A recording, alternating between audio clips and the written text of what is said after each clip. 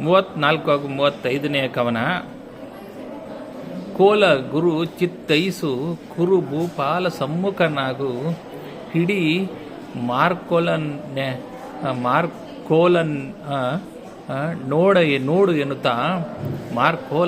ಎನ್ನುತ್ತಾ ತಿವಿದನು ಭೀಮ ಕುರುಪತಿಯ ಮೇಳ ತೆರೆಡಂಕ ಬಂದಿಗೆ ಕೋಲ ಕೊಯ್ದಾಟದಲ್ಲಿ ಬಳಿಕ ಕೀಲು ಗದೆಗಳ ಹಿಡಿದು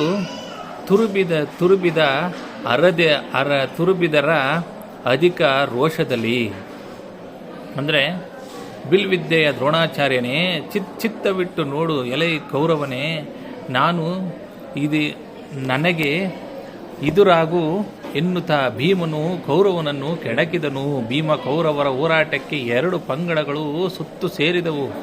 ಮೊದಲು ಬಾಣಗಳಿಂದ ಹೋರಾಡಿ ನಂತರ ಗದೆಗಳನ್ನು ಹಿಡಿದು ಮಹಾರೋಷದಿಂದ ಒಬ್ಬರನ್ನೊಬ್ಬರು ತಡೆದು ಹೋರಾಡಿದರು.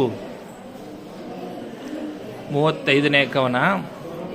ಹೊಯ್ದರೊಡ್ಡಿದ ರಣದ ಮೊನೆಯಲ್ಲಿ ಹಾಯ್ದರು, ಸುಳಿಯಿಂದ ಕಳೆದರು, ಕಾಯ್ದು ಎಣಗಿದ ರುಪ್ಪರಿಕೆ ಜಾರಿದರು, ಪಡಿತಳಕೆ ಮೈದು ಗೆದರಡ ಹುಯಿಲಿನಲ್ಲಿ ಬಲುಗೈದುಗಾರರು ಮನದ ಕತಿಗಿದಿ ರೈದೆನ್ನೆ ಒಯ್ದಾಡಿದರು ಕಲಿಭೀಮ ಕೌರವರು. ಅಂದರೆ ಗದೆಗಳಿಂದ ಒಬ್ಬರನ್ನೊಬ್ಬರು ಗುರಿಯಿಟ್ಟು ಹೊಡೆದರು, ಹೊಡೆತವನ್ನು ತಪ್ಪಿಸಿ ಹಾರಿದರು. ಮುಂದೆ ನುಗ್ಗಿ ತಪ್ಪಿಸಿಕೊಳ್ಳುವವರು ಎದುರಾಳಿಯ ಹೊಡೆತವನ್ನು ಕಾಯ್ದು ನೋಡು ಹೋರಾಡಿದರು. ಮೇಲಕ್ಕೆ ಹಾರಿದರು, ಉತ್ಸಾಹದಿಂದ ಅಡ್ಡ ಹೊಡೆತಗಳನ್ನು ಹಾಕಿದಾಗ ಅದು ಬೀಳದಂತೆ ತಪ್ಪಿಸಿಕೊಳ್ಳುವರು.